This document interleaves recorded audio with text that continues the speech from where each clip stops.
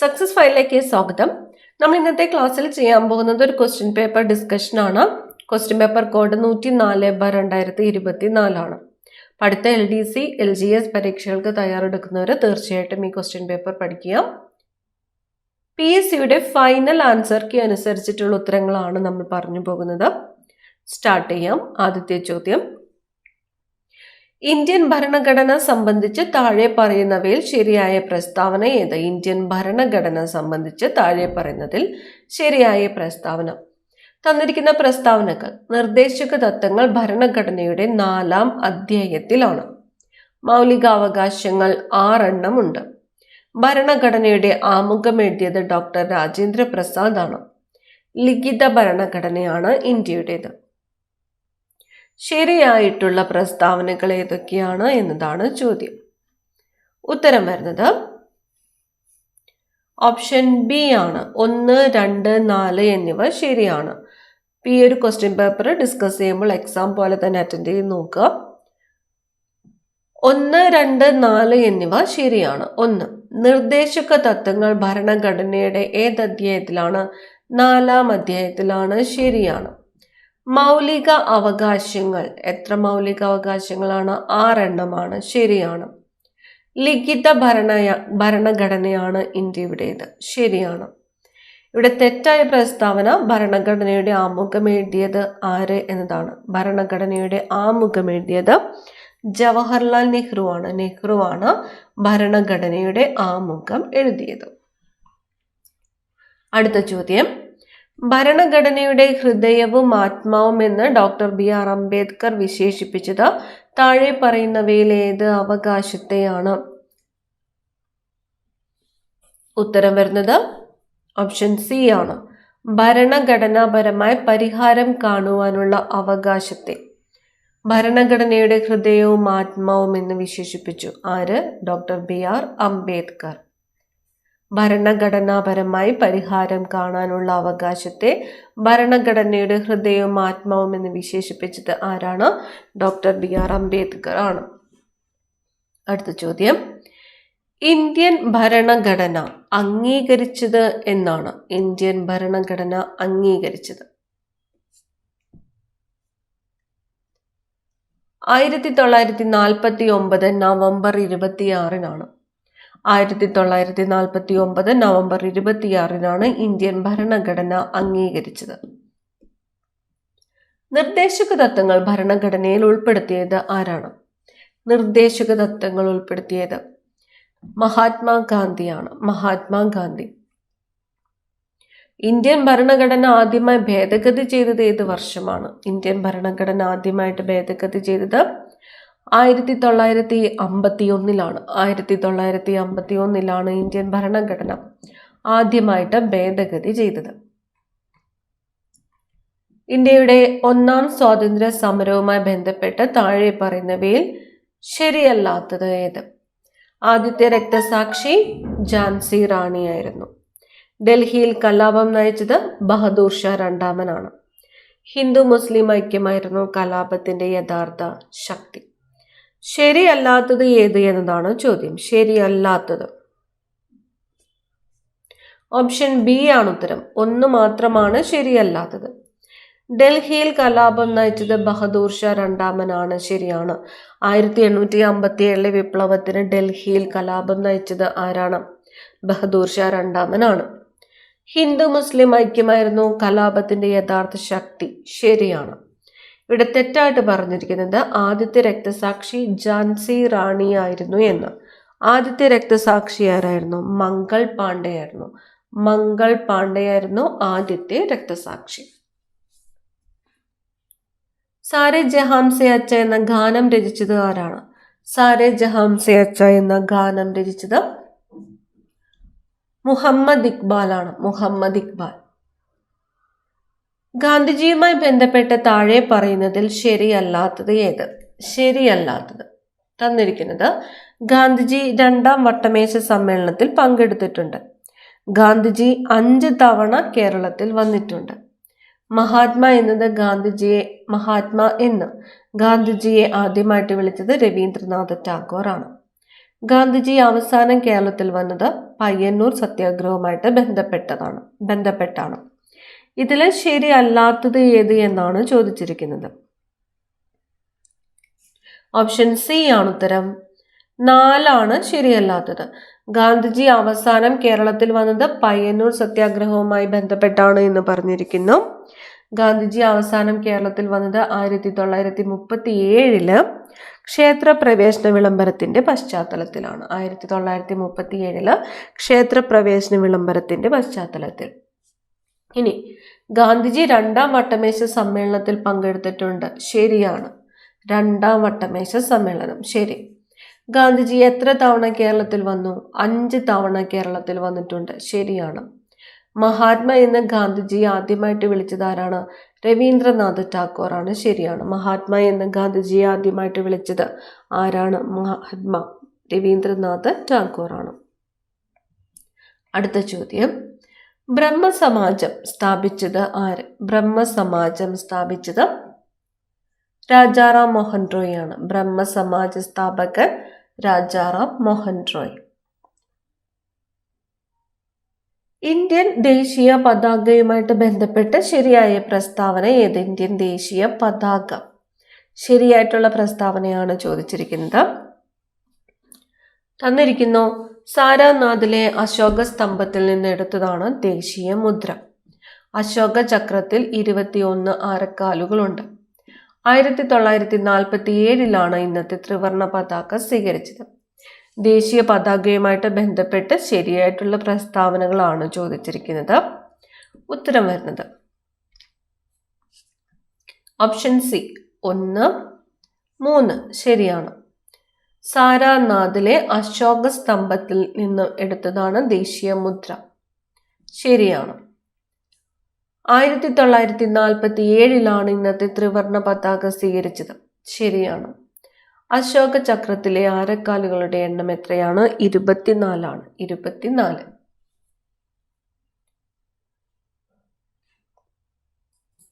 കുണ്ടറ വിളംബരം നടന്നത് എന്ന്? 1809 ജനുവരി 11 കുണ്ടറ വിളംബരം നടന്നത്. 1809 ജനുവരി 11. മലബാർ കലാപവുമായി ബന്ധപ്പെട്ട് ശരിയായ പ്രസ്താവനകൾ ഏതെല്ലാം? മലബാർ കലാപം നടന്നത് 1921. മലബാർ കലാപം അന്വേഷിച്ചത് ലക്ഷ്മണസ്വാമി മുതലിയാർ കമ്മീഷനാണ്. മലബാർ കലാപത്തിന് ഖിലാഫത്ത് പ്രസ്ഥാനത്തിന്റെ പിന്തുണ ഉണ്ടായിരുന്നു. മലബാർ കലാപവുമായിട്ട് ബന്ധപ്പെട്ട് ശരിയായിട്ടുള്ള പ്രസ്താവനയാണ് ചോദിച്ചിരിക്കുന്നത്. ഉത്തരം വരുന്നത് ഓപ്ഷൻ ഡി ആണ്. 1, 3 ശരിയാണ്. മലബാർ കലാപം നടന്ന വർഷം 1921 ശരിയാണ്. മലബാർ കലാപം നടന്ന വർഷം ഏതാണ്? 1921. മലബാർ കലാപത്തിന് ഖിലാഫത്ത് പ്രസ്ഥാനത്തിന്റെ പിന്തുണ ഉണ്ടായിരുന്നു. ശരിയാണ്. 2ാമത്തെ പ്രസ്താവനയാണ് തെറ്റ്. മലബാർ കലാപം അന്വേഷിച്ചത് ആരാണ്? വില്യം ലോഗൺ കമ്മീഷനാണ്. വില്യം ലോഗൺ കമ്മീഷനാണ് മലബാർ കലാപം അന്വേഷിച്ചത്. അടുത്ത ചോദ്യം, പ്രൈമറി വിദ്യാഭ്യാസം സൗജന്യമാക്കിക്കൊണ്ട് വിളംബരം പുറപ്പെടുവിച്ചത് ആരാണ്? പ്രൈമറി വിദ്യാഭ്യാസം സൗജന്യമാക്കിക്കൊണ്ട് വിളംബരം പുറപ്പെടുവിച്ചത് ഗൗരി പാർവതി ബായി ആണ്. ഗൗരി പാർവതി ബായി. ബ്രിട്ടീഷുകാർക്കെതിരെ കേരളത്തിൽ നടന്ന ആദ്യത്തെ സംഘടിത കലാപം ആറ്റിങ്ങൽ കലാപം. പഴശ്ശി രാജാവ് വീരചർമ്മം പ്രാപിച്ചത് എന്ന്? പഴശ്ശി രാജാവ് വീരചർമ്മം പ്രാപിച്ചത് 1805 നവംബർ 30 1805 നവംബർ 30 പഴശ്ശി രാജാവ് വീരചരമം പ്രാപിച്ചത്. 1805 നവംബർ 30.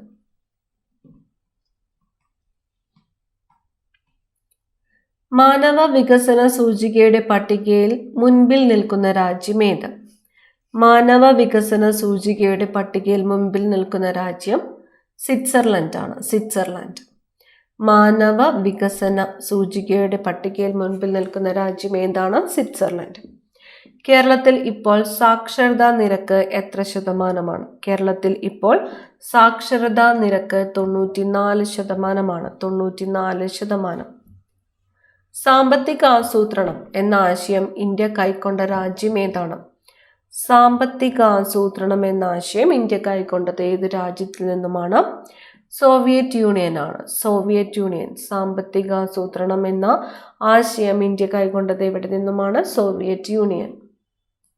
ബക്രാനങ്കൽ ഡാം ഏത് നദിയിലാണ് നിർമ്മിച്ചിട്ടുള്ളത്? ബക്രാനങ്കൽ ഡാം സ്ഥിതി ചെയ്യുന്ന നദി ഏതാണ്? സത്ലജ് നദിയിലാണ്. സത്ലജ് നദിയിലാണ് ബക്രാനങ്കൽ ഡാം സ്ഥിതി ചെയ്യുന്നത്. സത്ലജ് നദി. Tata institute of fundamental research സ്ഥാപിക്കുന്നതിന് നേതൃത്വം നൽകിയ വ്യക്തി ആര്? Tata institute of fundamental research സ്ഥാപിക്കുന്നതിന് നേതൃത്വം നൽകിയ വ്യക്തി ഹോമി ജഹാംഗീർ ഭാഭയാണ്. ഹോമി ജഹാംഗീർ ഭാഭ. ഇന്ത്യക്കകത്തും പുറത്തും ഇന്ത്യൻ കലകൾ പ്രചരിപ്പിക്കുന്നതിനായി ആരംഭിച്ച ലളിതകലാ അക്കാദമിയുടെ ആസ്ഥാനം എവിടെയാണ്? ഇന്ത്യക്കകത്തും പുറത്തും ഇന്ത്യൻ കലകൾ പ്രചരിപ്പിക്കുന്നതിനായിട്ട് ആരംഭിച്ചതാണ് ലളിതകലാ അക്കാദമി. ലളിതകലാ അക്കാദമി. ലളിതകലാ അക്കാദമിയുടെ ആസ്ഥാനം എവിടെയാണ്? ന്യൂഡൽഹിയാണ്. ഓപ്ഷൻ സി ആണ് ഉത്തരം. ന്യൂഡൽഹി. താഴെ പറയുന്നവരിൽ ആരാണ് സ്വതന്ത്ര ഇന്ത്യയിലെ ആദ്യത്തെ റെയിൽവേ മന്ത്രി? സ്വതന്ത്ര ഇന്ത്യയിലെ ആദ്യത്തെ റെയിൽവേ മന്ത്രി ആരാണ്? ജോൺ മത്തായി ആണ്. ജോൺ മത്തായി.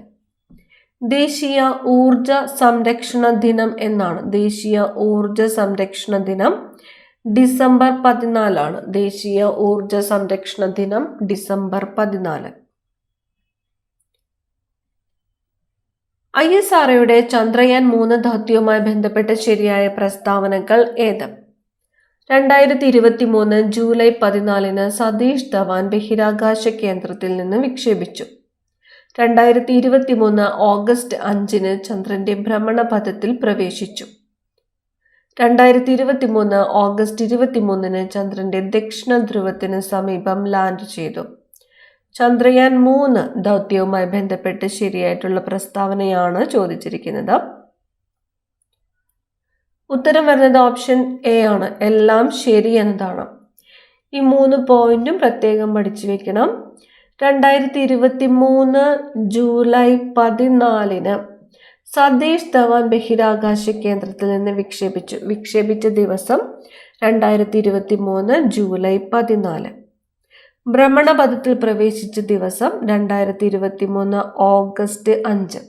2023 ഓഗസ്റ്റ് 5. ചന്ദ്രന്റെ ദക്ഷിണ ധ്രുവത്തിന് സമീപം ലാൻഡ് ചെയ്തത് 2023 ഓഗസ്റ്റ് 23 2023 ഓഗസ്റ്റ് 23. കേരളത്തിലെ ഇടനാടുകളെ സംബന്ധിച്ച പ്രസ്താവനകളിൽ ശരിയല്ലാത്തത് കണ്ടെത്തുക. തന്നിരിക്കുന്നു. സമുദ്രനിരപ്പിൽ നിന്നും 7.5 മീറ്റർ മുതൽ 75 മീറ്റർ വരെ ഉയരം കൂടിയ കുന്നുകളും മലകളും അടങ്ങിയ പ്രദേശം. ഇടനാടിന്റെ ഭൂരിഭാഗവും വനങ്ങളാണ്.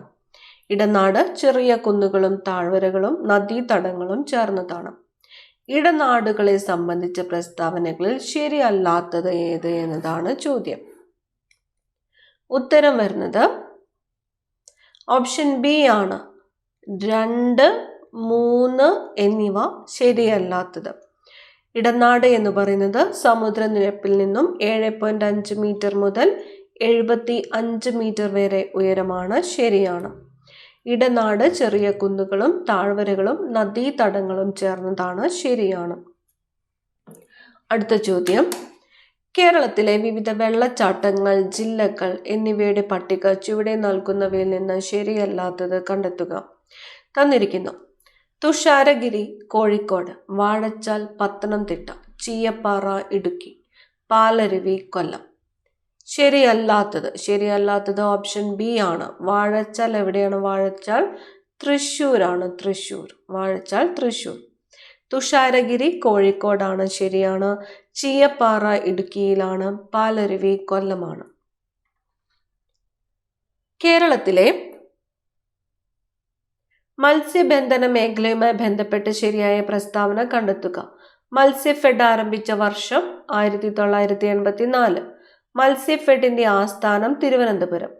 ഇന്ത്യയിൽ നിന്നും ഏറ്റവും അധികം കയറ്റുമതി ചെയ്യപ്പെടുന്ന കേരളത്തിലെ അലങ്കാര മത്സ്യമാണ് മിസ് കേരള. ശരിയായ പ്രസ്താവന കണ്ടെത്തുവാനാണ് പറഞ്ഞിരിക്കുന്നത്. ഓപ്ഷൻ ഡി ആണ് ഉത്തരം. എല്ലാം ശരിയാണ്. മത്സ്യഫെഡ് ആരംഭിച്ച വർഷം ഏതാണ്? 1984. മത്സ്യഫെഡ് ആരംഭിച്ച വർഷം 1984. മത്സ്യഫെഡിന്റെ ആസ്ഥാനം തിരുവനന്തപുരമാണ്. മത്സ്യഫെഡിന്റെ ആസ്ഥാനം തിരുവനന്തപുരം. ഇന്ത്യയിൽ നിന്നും ഏറ്റവും അധികം കയറ്റുമതി ചെയ്യപ്പെടുന്ന കേരളത്തിലെ അലങ്കാര മത്സ്യം ഏതാണ്? മിസ് കേരളയാണ്. ശരിയാണ്. അടുത്ത ചോദ്യം, കേരളത്തിലെ വന്യജീവി സങ്കേതങ്ങളെ സംബന്ധിച്ച് ശരിയായ പ്രസ്താവന കണ്ടെത്തുക. കേരളത്തിൽ പൂമ്പാറ്റകളുടെ ദേശാടനം ആദ്യമായി നിരീക്ഷിക്കപ്പെട്ട വന്യജീവി സങ്കേതം Aralam. Silent Valley of Kannur എന്നറിയപ്പെടുന്ന വന്യജീവി സങ്കേതം ആറളം. കേരളത്തിലെ ഏറ്റവും വലിയ വന്യജീവി സങ്കേതം വയനാട്. നീലഗിരി ബയോസ്ഫിയർ റിസർവിന്റെ ഭാഗമായ കേരളത്തിലെ വന്യജീവി സങ്കേതം പെരിയാർ. വന്യജീവി സങ്കേതങ്ങളെ സംബന്ധിച്ച് ശരിയായിട്ടുള്ള പ്രസ്താവന കണ്ടെത്തുവാനാണ് പറഞ്ഞിരിക്കുന്നത്. ഉത്തരം വരുന്നത് ഓപ്ഷൻ എ ആണ്. 1, 2 ശരിയാണ്. കേരളത്തിൽ പൂമ്പാറ്റകളുടെ ദേശാടനം ആദ്യമായിട്ട് നിരീക്ഷിക്കപ്പെട്ട വന്യജീവി സങ്കേതം ആറളം വന്യജീവി സങ്കേതമാണ്. ശരിയാണ്. സൈലന്റ് വാലി ഓഫ് കണ്ണൂർ എന്നറിയപ്പെടുന്ന വന്യജീവി സങ്കേതം ആറളം വന്യജീവി സങ്കേതമാണ്. ശരിയാണ്. ഇനി കേരളത്തിലെ ഏറ്റവും വലിയ വന്യജീവി സങ്കേതം ഏതാണ്? പെരിയാർ വന്യജീവി സങ്കേതമാണ് കേരളത്തിലെ ഏറ്റവും വലിയ വന്യജീവി സങ്കേതം. അടുത്ത ചോദ്യം, കേരളത്തിലെ ദേശീയോദ്യാനങ്ങളെ സംബന്ധിച്ച് തെറ്റായ പ്രസ്താവന കണ്ടെത്തുക. ദേശീയോദ്യാനങ്ങൾ. ഏറ്റവും കൂടുതൽ ദേശീയോദ്യാനങ്ങളുള്ള ജില്ല ഇടുക്കി. കേരളത്തിലെ ആദ്യ ദേശീയോദ്യാനം സൈലന്റ് വാലി. കേരളത്തിലെ ഏറ്റവും ചെറിയ ദേശീയോദ്യാനം പാമ്പാടുംചോല. വംശനാശ ഭീഷണി നേരിടുന്ന സിംഹവാലൻ കുരങ്ങുകൾ കാണപ്പെടുന്ന ദേശീയോദ്യാനം ഇരവികുളം. തെറ്റായ പ്രസ്താവന ഏത് എന്നതാണ് ചോദ്യം. തെറ്റായിട്ടുള്ള പ്രസ്താവന ഓപ്ഷൻ സി ആണ് ഉത്തരം. 2, 4 എന്നിവ തെറ്റാണ്. ഏറ്റവും കൂടുതൽ ദേശീയോദ്യാനങ്ങളുള്ള ജില്ല ഏതാണ്? ഇടുക്കി ജില്ലയാണ്. ശരിയാണ്. ഏറ്റവും കൂടുതൽ ദേശീയോദ്യാനങ്ങളുള്ള ജില്ല, നാഷണൽ പാർക്കുകളുള്ള ജില്ല ഇടുക്കി. കേരളത്തിലെ ഏറ്റവും ചെറിയ ദേശീയോദ്യാനമാണ് പാമ്പാടുംചോല. ഏറ്റവും ചെറിയത് പാമ്പാടുംചോല. ഇനി കേരളത്തിലെ ആദ്യത്തെ ദേശീയോദ്യാനം ഏതാണ്? കേരളത്തിലെ ആദ്യത്തെ ദേശീയോദ്യാനം ഇരവികുളമാണ്. ഇരവികുളമാണ് കേരളത്തിലെ ആദ്യത്തെ ദേശീയോദ്യാനം. ഇനി വംശനാശ ഭീഷണി നേരിടുന്ന സിംഹവാലൻ കുരങ്ങുകൾ എവിടെയാണ്? സൈലന്റ് വാലിയിലാണ്. സൈലന്റ് വാലിയിലാണ് സിംഹവാലൻ കുരങ്ങുകൾ കാണപ്പെടുന്നത്. ഇരവികുളത്ത് ഏതാണ്? വരയാടാണ്. ഇരവികുളത്ത് വരയാട്. അടുത്ത ചോദ്യം, കേരളത്തിലെ കിഴക്കോട്ടൊഴുകുന്ന നദികളുടെ ശരിയായ ജോഡി താഴെ തന്നിരിക്കുന്നതിൽ നിന്നും കണ്ടെത്തുക. കിഴക്കോട്ടൊഴുകുന്ന നദികൾ ഏത് നദികൾ? 3 നദികളാണുള്ളത്. ഇവിടെ തന്നിരിക്കുന്നു കബനി, പാമ്പാർ, പമ്പ, പെരിയാർ. കിഴക്കോട്ടൊഴുകുന്ന നദികൾ ഓപ്ഷൻ എ ആണ് ഉത്തരം. 1, 2 കിഴക്കോട്ടൊഴുകുന്ന നദികൾ. കബനി, ഭവാനി, പാമ്പാർ എന്നീ 3 നദികളാണ് കിഴക്കോട്ടൊഴുകുന്ന നദികൾ. അടുത്ത ചോദ്യം, വികേന്ദ്രീകൃത ആസൂത്രണ സംവിധാനത്തിൽ ബ്ലോക്ക് പഞ്ചായത്തുകളുടെ ധർമ്മം ചുവടെ പറയുന്നതിൽ ഏത്? ബ്ലോക്ക് പഞ്ചായത്തുകളുടെ ധർമ്മം. ഇവിടെ തന്നിരിക്കുന്നു പ്രാദേശിക ആവശ്യങ്ങൾ ഗ്രാമസഭയിൽ ചർച്ച ചെയ്യുക, ആവശ്യങ്ങൾ ക്രോഡീകരിച്ച് പദ്ധതികളായി സമർപ്പിക്കുക, പദ്ധതികൾ സംസ്ഥാന ആസൂത്രണ ബോർഡിന് കൈമാറുക, പദ്ധതികൾ വിലയിരുത്തി മുൻഗണനാക്രമത്തിൽ ജില്ലാ തലത്തിൽ സമർപ്പിക്കുക. വികേന്ദ്രീകൃത ആസൂത്രണ സംവിധാനത്തിൽ ബ്ലോക്ക് പഞ്ചായത്തുകളുടെ ധർമ്മമാണ് ചോദിച്ചിരിക്കുന്നത്. ഓപ്ഷൻ ഡി ആണ് ഉത്തരം. പദ്ധതികൾ വിലയിരുത്തി മുൻഗണനാക്രമത്തിൽ ജില്ലാ തലത്തിൽ സമർപ്പിക്കുക. കേരളത്തിലെ ഏറ്റവും വലിയ ശുദ്ധജല തടാകം ഏതാണ്? കേരളത്തിലെ ഏറ്റവും വലിയ ശുദ്ധജല തടാകം ശാസ്താംകോട്ട തടാകമാണ് കേരളത്തിലെ ഏറ്റവും വലിയ ശുദ്ധജല തടാകം. താഴെ പറയുന്നവരിൽ കടൽ തീരം ഇല്ലാത്ത ജില്ല ഏത്? തന്നിരിക്കുന്നു തൃശ്ശൂർ, കൊല്ലം, കോട്ടയം, കണ്ണൂർ. കടൽ തീരമില്ലാത്തത് കോട്ടയം. കക്കാട് ജലവൈദ്യുത പദ്ധതി ഏത് ജില്ലയിലാണ്? കക്കാട് ജലവൈദ്യുത പദ്ധതി പത്തനംതിട്ട ജില്ലയിലാണ്. കക്കാട് ജലവൈദ്യുത പദ്ധതി ഏത് ജില്ലയിലാണ്? പത്തനംതിട്ട. ുമായി ബന്ധപ്പെട്ട പ്രസ്താവനകളിൽ ശരിയല്ലാത്തത്. അതിവിസ്തൃതമായ വൃഷ്ടിപ്രദേശം, അപരധന തീവ്രത കൂടുതൽ, അപരധന തീവ്രത കുറവ്, താരതമ്യേന വിസ്തൃതി കുറഞ്ഞ വൃഷ്ടിപ്രദേശം. ഹിമാലയൻ നദികളുമായി ബന്ധപ്പെട്ട പ്രസ്താവനകളിൽ ശരി അല്ലാത്തത്. ഓപ്ഷൻ ബി ആണ് ഉത്തരം. 3ഉം 4ഉമാണ് ശരിയല്ലാത്തത്. അതിവിസ്തൃതമായ വൃഷ്ടിപ്രദേശം, അപരധന തീവ്രത കൂടുതൽ എന്നിവ ഹിമാലയൻ നദികളുമായിട്ട് ബന്ധപ്പെട്ടവയാണ്. അടുത്ത ചോദ്യം, താഴെ പറയുന്നവയിൽ ഇന്ത്യയുടെ പടിഞ്ഞാറ് തീരത്ത് സ്ഥിതി ചെയ്യുന്ന തുറമുഖങ്ങൾ കണ്ടെത്തുക. പടിഞ്ഞാറ് തീരത്ത് തന്നിരിക്കുന്നത് നെവാഷേവ, കട്ല, ഹാൽഡിയ, വിശാഖപട്ടണം എന്നിവയാണ്. പടിഞ്ഞാറ് തീരത്ത്, ഇന്ത്യയുടെ പടിഞ്ഞാറ് തീരത്ത് സ്ഥിതി ചെയ്യുന്ന തുറമുഖങ്ങളാണ് ഓപ്ഷൻ എ നെവാഷേവ, കട്ല എന്നിവ. താഴെ പറയുന്നവയിൽ ട്രാൻസ് ഹിമാലയത്തിൽ ഉൾപ്പെടുന്ന പർവ്വതനിരകൾ കണ്ടെത്തുക. ട്രാൻസ് ഹിമാലയം തന്നിരിക്കുന്നു കാരക്കോറം, ഹിമാചൽ, സസ്കർ, സിവാലിക്. ട്രാൻസ് ഹിമാലയത്തിൽ ഉൾപ്പെടുന്ന പർവ്വതനിരകൾ. ഓപ്ഷൻ ബി ആണ് ഉത്തരം. 1ഉം 3ഉമാണ്. കാരക്കോറം, സസ്കർ എന്നിവ. കാരക്കോറം, സസ്കർ. ഏത് നദിയുടെ പോഷക നദിയാണ് കബനി നദി? കബനി നദി കാവേരി നദിയുടെ പോഷക നദിയാണ്. കാവേരി നദിയുടെ പോഷക നദിയാണ് കബനി നദി. 2024 2020 ലോകകപ്പ് ക്രിക്കറ്റിൽ ഫൈനലിൽ മത്സരിച്ച രാജ്യങ്ങൾ. ഓപ്ഷൻ ഡി ആണ് ഉത്തരം. 1, 3. ഇന്ത്യയും ദക്ഷിണാഫ്രിക്കയും. 2024 2020 ലോകകപ്പ് ക്രിക്കറ്റിൽ ഫൈനലിൽ മത്സരിച്ച രാജ്യങ്ങളാണ് ഇന്ത്യ, ദക്ഷിണാഫ്രിക്ക. 2023 വയലാർ അവാർഡ് നേടിയ വ്യക്തി ആരാണ്? 2023 വയലാർ അവാർഡ് ശ്രീകുമാരൻ തമ്പിയാണ്. 2023 വയലാർ അവാർഡ് നേടിയത്. 18ാം ലോകസഭയിലെ പ്രതിപക്ഷ നേതാവ് ആരാണ്? 18ാം ലോകസഭയിലെ പ്രതിപക്ഷ നേതാവ് രാഹുൽ ഗാന്ധിയാണ്. രാഹുൽ ഗാന്ധി. 2024 G20 ഉച്ചകോടിക്ക് വേദിയാകുന്നത്. G20 2024 ബ്രസീലാണ്. 2024 G20 ഉച്ചകോടിക്ക് വേദിയാകുന്നത് ബ്രസീൽ. താഴെ പറയുന്നവയിൽ ഏതൊക്കെ മേഖലകളിൽ നിന്ന് ലഭിക്കുന്ന വരുമാനമാണ് രാജ്യത്തിൻ്റെ ദേശീയ വരുമാനമായിട്ട് കണക്കാക്കുന്നത്?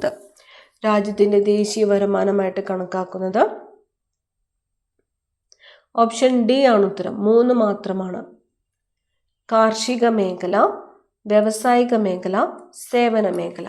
കാർഷികം, വ്യവസായം, സേവനം എന്നീ മേഖലകളിൽ നിന്നുള്ള വരുമാനമാണ് രാജ്യത്തിൻ്റെ ദേശീയ വരുമാനമായിട്ട് കണക്കാക്കുന്നത്. അടുത്ത ചോദ്യം, കഥകളിയിലെ വേഷങ്ങൾ താഴെ പറയുന്നതിൽ നിന്നും കണ്ടെത്തുക. കഥകളിയിലെ വേഷങ്ങൾ. കത്തി, കരി, താടി. താടി, മിനുക്ക്. പച്ച, മിനുക്ക്. കഥകളിയിലെ വേഷങ്ങൾ. ഓപ്ഷൻ സി ആണ് ഉത്തരം. 1ഉം 3ഉമാണ്. 1ഉം 3ഉം. കത്തി, കരി, താടി, പച്ച, മിനുക്ക് എന്നിവ. കളിക്കാരുടെ എണ്ണം 11 നിശ്ചയിച്ചിട്ടുള്ളത് താഴെ പറയുന്ന ഏതൊക്കെ കളിയിലാണ്? കളിക്കാരുടെ എണ്ണം 11 നിശ്ചയിച്ചിട്ടുള്ളത്. ഓപ്ഷൻ ബി ആണ് ഉത്തരം. 1ഉം 3ഉമാണ്. Cricket, hockey, football. കളിക്കാരുടെ എണ്ണം 11. Cricket, hockey, football.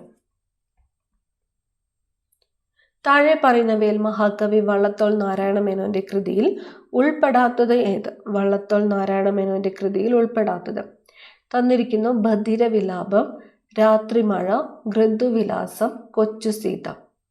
Vallathol Narayana മേനോന്റെ കൃതിയിൽ ഉൾപ്പെടാത്തത് രാത്രിമഴയാണ്. രാത്രിമഴ ആരുടെ കൃതിയാണ്? സുഗതകുമാരിയുടെ കൃതിയാണ് രാത്രിമഴ. താഴെ പറയുന്നവരിൽ അമേരിക്കൻ പ്രസിഡന്റ് പദവി വഹിക്കാത്തത് ആരൊക്കെയാണ്? ഓപ്ഷൻ സി ആണ് ഉത്തരം, 3 മാത്രം. ഇന്ത്യയിലെ പുതിയ പാർലമെന്റ് മന്ദിരത്തിന്റെ ഉദ്ഘാടനത്തിന്റെ ഭാഗമായി പുറത്തിറക്കിയ പ്രത്യേക സ്മാരക നാണയത്തിന്റെ മൂല്യം എത്രയാണ്? 75 രൂപയാണ്. ഇന്ത്യയിലെ പുതിയ സ്മാരക പാർലമെന്റ് മന്ദിരത്തിന്റെ ഉദ്ഘാടനത്തിന്റെ ഭാഗമായിട്ട് പുറത്തിറക്കിയ സ്മാരക നാണയത്തിന്റെ മൂല്യം 75 രൂപ. ഇന്ത്യയുടെ പഴയ പാർലമെന്റ് മന്ദിരം ഇനി ഏത് പേരിൽ അറിയപ്പെടുന്നു? സംവിധാൻ സദൻ. സംവിധാൻ സദൻ. ഇന്ത്യയുടെ പഴയ പാർലമെന്റ് മന്ദിരം ഇനി ഏത് പേരിലാണ് അറിയപ്പെടുന്നത്? സംവിധാൻ സദൻ.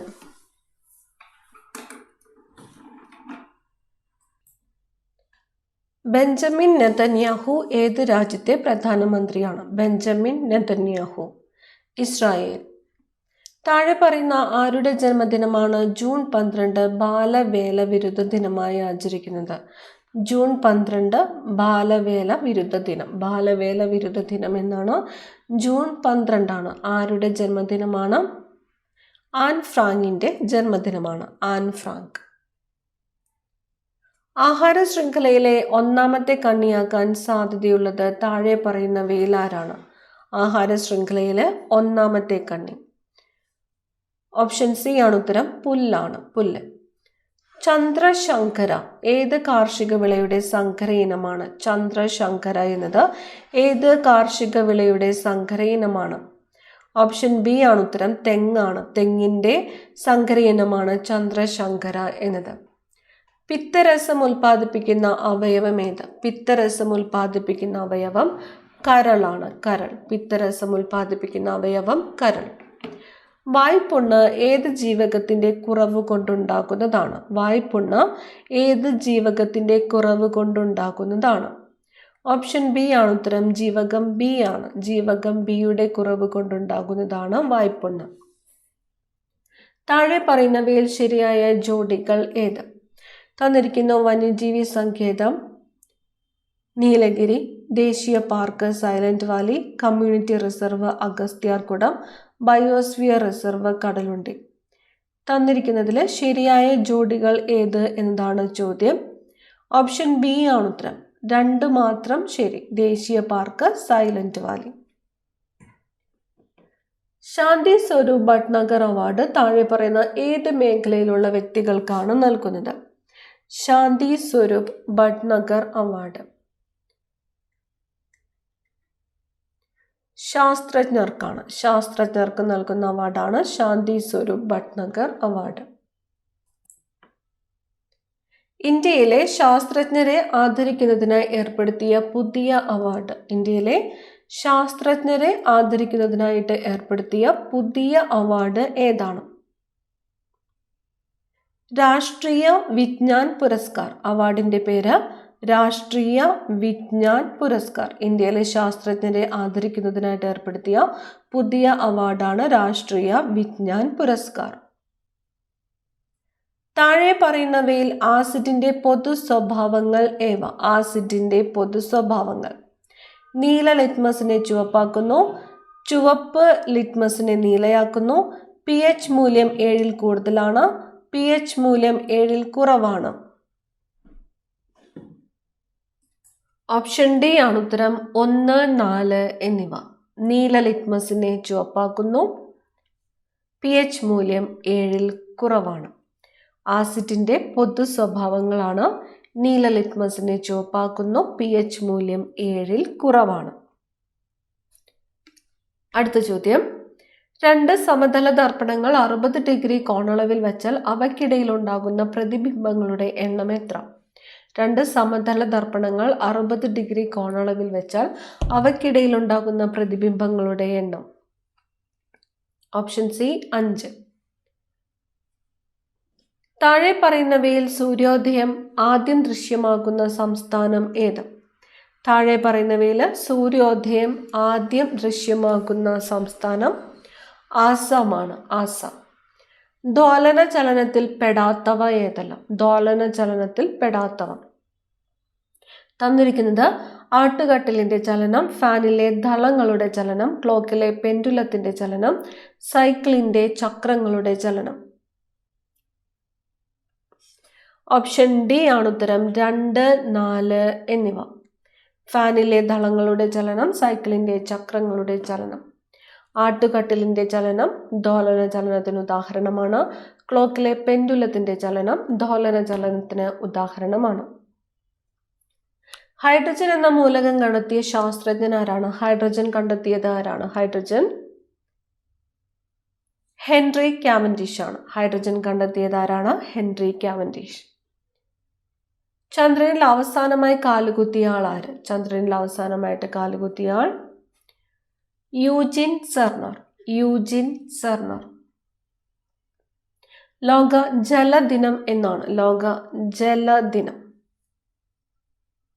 മാർച്ച് 22 മാർച്ച് 22 ലോക ജലദിനം.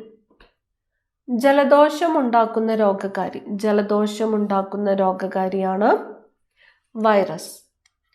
ഏതിനം കൊതുകുകളാണ് ഡെങ്കിപ്പനി രോഗം വരുത്തുന്നത്? ഡെങ്കിപ്പനി വരുത്തുന്നത് ഏഡീസ് ആണ്. ഏഡീസ്. എയ്ഡ്സ് രോഗത്തിന് കാരണമാകുന്ന വൈറസ് ഏത്? എയ്ഡ്സ് രോഗത്തിന് കാരണമാകുന്നത് HIV ആണ്. നമ്മുടെ ശരീരത്തിലെ അപലക്ഷണീയമായ രക്തസമ്മർദ്ദ നിരക്ക് എത്ര? ഓപ്ഷൻ സി ആണ് ഉത്തരം. 120/80 mmHg. 120/80 mmHg. മനുഷ്യനിലെ അസ്ഥിവ്യവസ്ഥയിൽ എത്ര അസ്ഥികൾ കാണപ്പെടുന്നു? അസ്ഥിവ്യവസ്ഥയിൽ 206 അസ്ഥികൾ കാണപ്പെടുന്നു. പല്ലുകൾക്ക് വെളുപ്പ് നിറം നൽകുന്ന ഘടകം. വെളുപ്പ് നിറം നൽകുന്നത് ഇനാമലാണ്. പല്ലുകൾക്ക് വെളുപ്പ് നിറം നൽകുന്ന ഘടകം ഇനാമൽ. ഒരു മുതിർന്ന മനുഷ്യന്റെ ഹൃദയം 1 മിനിറ്റിൽ ശരാശരി എത്ര തവണ സ്പന്ദിക്കും? 72.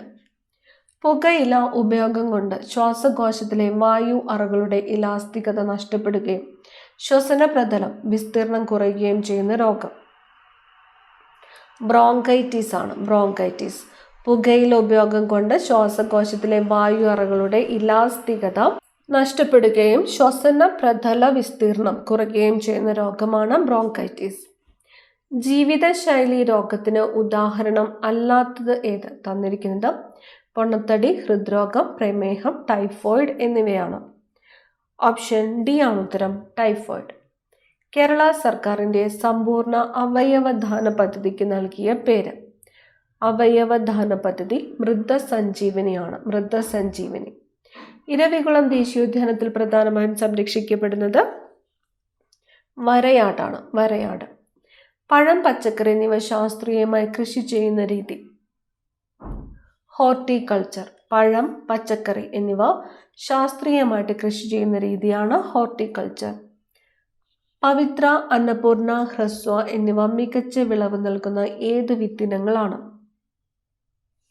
നെല്ലാണ്. പവിത്ര, അന്നപൂർണ, ഹ്രസ്വ. ജീവൻ രക്ഷാ മരുന്നുകൾ ഉൾപ്പെടെയുള്ള മരുന്നുകളുടെ വില പൊതുവിപണിയിൽ നിയന്ത്രിച്ചു നിർത്തി പാവപ്പെട്ട രോഗികൾക്ക് വളരെ വില കുറച്ച് മരുന്നുകൾ ലഭ്യമാക്കാനായി കേരള മെഡിക്കൽ സർവീസ് കോർപ്പറേഷന്റെ കീഴിൽ ആരംഭിച്ച സംവിധാനമാണ് കാരുണ്യ കമ്മ്യൂണിറ്റി ഫാർമസി. കാരുണ്യ കമ്മ്യൂണിറ്റി ഫാർമസി. ഇനി വരുന്നത് മാത്സ് ക്വസ്റ്റ്യൻസ് ആണ്. ഉത്തരങ്ങൾ മാത്രമാണ് പറയുന്നത്. 81. ഓപ്ഷൻ എ ആണ് ഉത്തരം. 1. 82. Option C. 83. Option D. 84. Option C. 85. Option B. 86. Option B. 87. Option A ആണ് ഉത്തരം. 88. ഓപ്ഷൻ ഡി ആണ് ഉത്തരം. 89. Option C. 90. Option C.